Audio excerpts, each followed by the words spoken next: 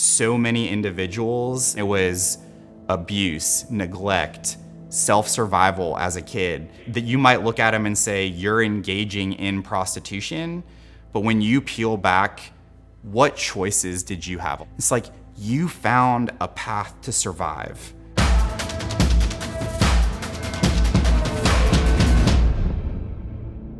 Both of my parents were addicts. So I was taken away from my mom at a very young age by my grandparents. She told my grandparents, and I guess she had to prove to them that she was clean and she wanted her kids home, all her kids home with her.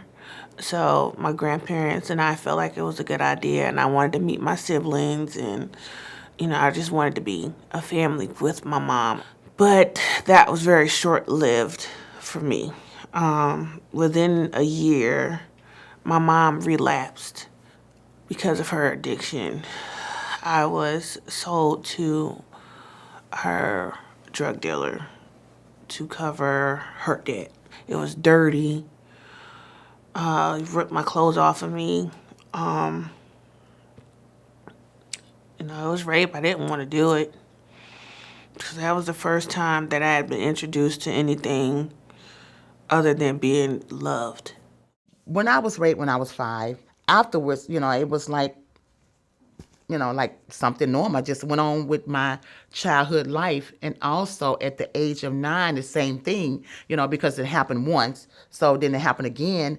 Well, so it must be normal. And I started, prostituting,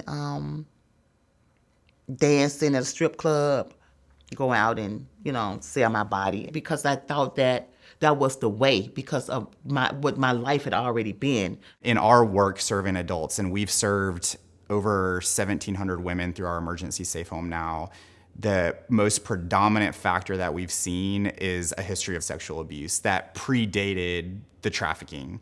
So there was one year where we interviewed over 100 women that came through our house, and we asked them first the question, were you ever the victim of unwanted sexual touch? And out of the ones that responded, 70-some% said yes. And then we said, if your answer was yes, what was the first age at which that happened? And when we averaged out all the responses, it was 8.5 years old. So many people that we would call being in prostitution or arrest for being in prostitution, you can probably ask them 3 questions and suddenly you're gonna see them as a victim of, if not trafficking, of previous abuse, again, or neglect, or of poverty, or fill in the blank.